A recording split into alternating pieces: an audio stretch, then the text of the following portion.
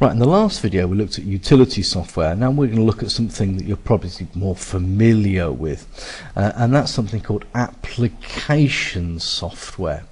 Now application software, I'm going to put down a couple of words here, relates to the doing a specific task, which sounds a little vague, you'll see in a moment, but predominantly relates to the concept of the creation or manipulation. I'm going to put creation, and I'll also put manipulation. Again, it'll make sense in a moment when I rattle through a few of documents. So application software, you're probably familiar with Microsoft Word because that lets you create Word documents. It also lets you edit any Word documents you've saved in the past.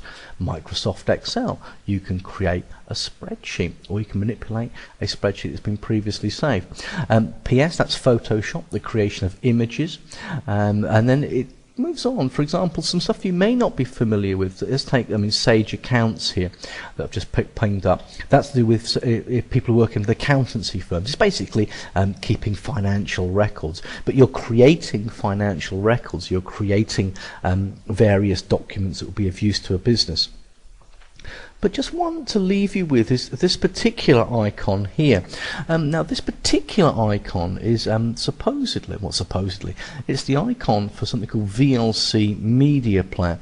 And if you have a DVD or an MP4 file or a WMV, basically a video of some description, we've always found at our place that the VLC Media Player is the best piece of software to make sure that you can actually view a particular video file. So you wouldn't create necessarily using VLC Media, well you wouldn't create at all using VLC Media Player, you create using something like Serif Movie Plus or Adobe Premiere or I can't think of any others off the top of my head.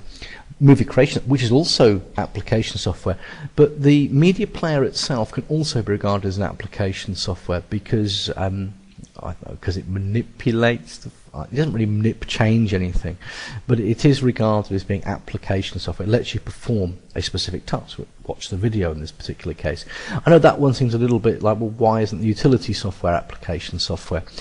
And it does tend to be a bit confusing. So my advice is that we really focus upon the creation of documents, and that's really what you should be looking at if you get a question about what is meant by application software. Quite frankly, I would just say the creation of documents, for example, Microsoft Word, fantastic.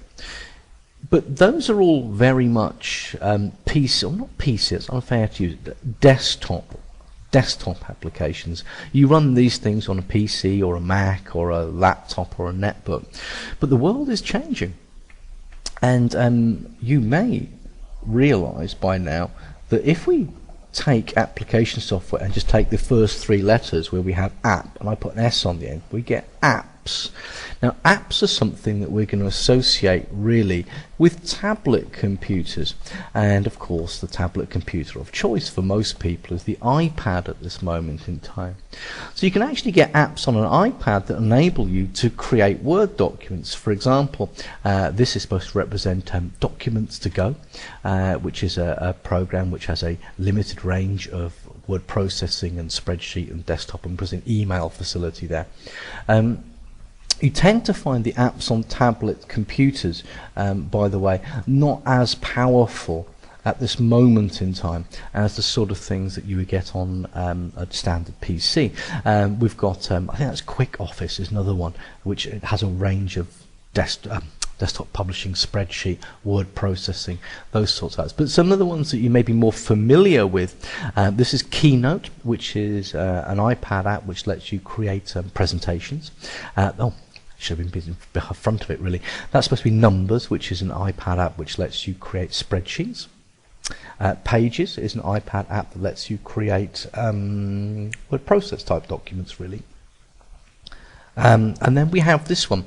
I'll just put a note down here. This is a program called Snapseed, which really is an iPad app for photo editing. Now, one piece of terminology which I think I'll leave you with as this last video. I've got a cough, just hold 1 second. Golden rule of thumb, never cough into a microphone. It will kill your ears. Well, not kill them literally, but you know what I mean. Talking of kill, Seamless Link, the killer app. The killer app is a program that exists only on a certain platform. You know, for example, some of you guys may be aware that there are other types of tablets apart from the iPad. But for example, Pages and Keynote and Numbers are only available on the iPad. And a killer app is what we refer to as being platform specific. It's a piece of application software that is only available on a certain tablet or certain device. And at this moment in time, you would argue that if you're in a school, for example, the iPad, if you're going to be doing word process document, the iPad truly is perhaps the only serious contender, because Pages, this one down here, is by far and away the best application for the creation of word process documents at this moment in time. Things may change in the future. Anyway, apps, application software, same thing.